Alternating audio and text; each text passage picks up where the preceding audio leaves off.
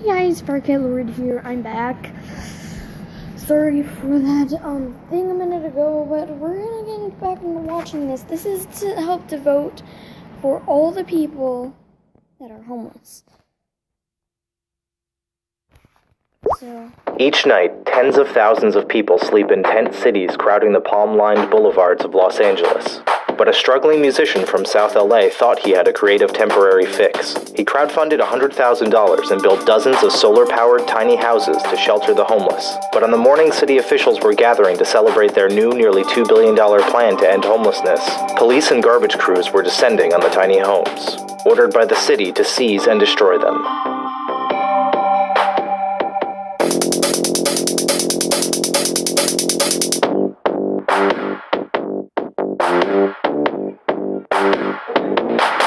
Los Angeles. Emergency in the country's second largest city. Problem that's spinning out of control. Reaching crisis proportions. Prepare to shelter crisis as the city is overwhelmed by a spike in the homeless population. Homeless camps are seen everywhere. He's been living on the sidewalk here for the past 30 years. What is behind this homeless crisis in LA? Here in the entertainment capital of the world, over half the homeless population will sleep on the streets tonight, far more than in any other American city. There are 28,000 homeless people in just the city of Los Angeles, and the number has hit new record highs in each of the past few years. But LA Mayor Eric Garcetti has a plan. This is a bold step forward today for Los Angeles. A year ago, I'll be blunt, the city council and the mayor weren't working together on this. Garcetti introduced a funding proposal in February that would devote nearly $2 billion over the next decade to getting all LA residents off the streets once and for all. But at the time of Garcetti's announcement, dozens of homeless people had already found shelter in the form of solar-powered tiny houses dispersed throughout the neighborhoods of South LA and beyond. In Los Angeles, a growing movement is having a big impact. It's an innovative effort to help the homeless. Giving homes to the homeless. They were built by a self-described struggling musician named Elvis Summers. I got involved with building tiny houses because of a woman named Smokey. She's 62 years old, lives in my neighborhood, and as I got to know her, realized that she was sleeping in the dirt, and I decided to build her a tiny house. In his 20s, Summers was homeless for stretches of time himself. Now the 39-year-old is trying to help his neighbors who have fallen on hard times. Some other homeless people came by and asked if I could build them one. I didn't have the money, so I figured, let me try one of these crowdfunding things I've seen out there. I mean, it blew my mind. I think I passed 50,000 in the first week. Total, I've raised over 100,000. Summers has built tiny homes for nearly 40 people, aided by professional contractors and other volunteers who sign up to help through his nonprofit, Starting Human. Each house costs roughly $1,200 for materials. The houses I build have carpet, 2 windows, a steel reinforced door, smoke detector. It's got a solar panel on the roof, powers 2 light bulbs, and the battery pack has a USB port on it to charge your cell phone, which is huge. An address, American flag. Summers also equips each of the 6 by 10 foot houses with a camping toilet and even window alarms. He says they were never meant to be a permanent solution, but unlike sleeping on the sidewalk or in a tent, his tiny houses provide the secure foundation residents need to improve their lives. The tiny houses provide immediate shelter. The houses I build are very sturdy and safe. People can lock their stuff up and know that when they come back from their drug treatment program or a court or finding a job all day, that their stuff is where they left it. I got my resumes, my shower stuff. Want to not be homeless. Want to order pizzas in my own home. I want a DVD player, man. He's here to promote, and he's also here to keep up with progress. But as Summers was building houses, anger in the community over growing street homelessness was reaching a boiling point early this year. These homes were nothing more than a detriment to mine and my neighbors' homes, families, and children. And they created a sense of terror in the residents. Nestled within dour tent shantytowns, Summers' tiny houses became brightly colored targets for residents who want the homeless out of their backyards.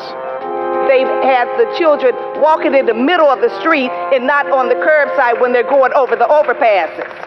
Most of Summers' tiny houses were placed on private land that's been donated to the project, such as a parking lot outside a convenience store and a church in Compton. A handful replaced the tents that have proliferated on freeway overpasses. They're not right in front of a business. They're not in front of somebody's house, and the sidewalks are extra wide. So, it seemed, as far as public places, the safest, best place to be until I could get land and then take them and put them on property, building a small community. But LA viewed the houses as a nuisance. In February, the city council amended a sweeps ordinance to allow the tiny houses to be seized without prior notice.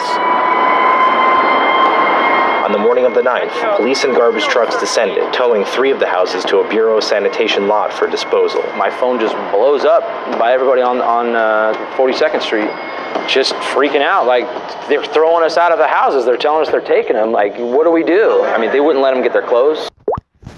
Sorry guys, I had to go on a project.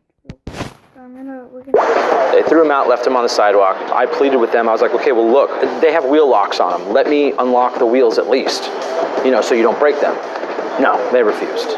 They just wanted to take them and destroy them. Summers managed to move 8 of the threatened houses into storage before they were confiscated, but their residents had nowhere to go. I had to evict 2 veterans who paid their ticket. They shouldn't be homeless, period. Just, I get angry. They did their service. They gave up their dreams so the rest of us can be out here and be a bunch of assholes. There needs to be some respect. Our community was so negatively impacted by these structures that many of us come together to get them removed. We called Councilman Price's office because we needed him to do something about it. I don't think living in that box is the alternative to having some housing. Kern Price is the LA City Councilman who represents the district where the houses were located and who ordered the seizures. My main objections to the tiny houses, I really want to call them houses, they're really just boxes. They're multicolored boxes. Is that they're safe, they're not safe, and that they impose real hazards for other neighbors in the community. People in neighborhoods that are concerned about all of that, their property values and, tiny houses and homeless people in their neighborhood have every right, period, to be pissed off. And I completely agree with them. But, you're misdirecting your anger. Direct it to the powers that be that are supposed to be doing their job. My whole issue and cause is that something needs to be done right now until permanent housing does come available. I think just... Okay guys, that's gonna be the end.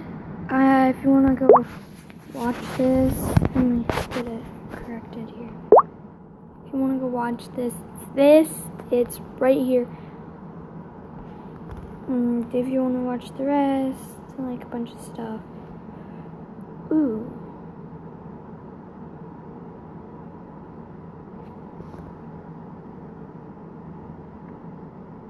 Try not to cry challenge?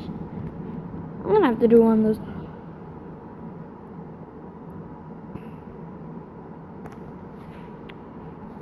Yep.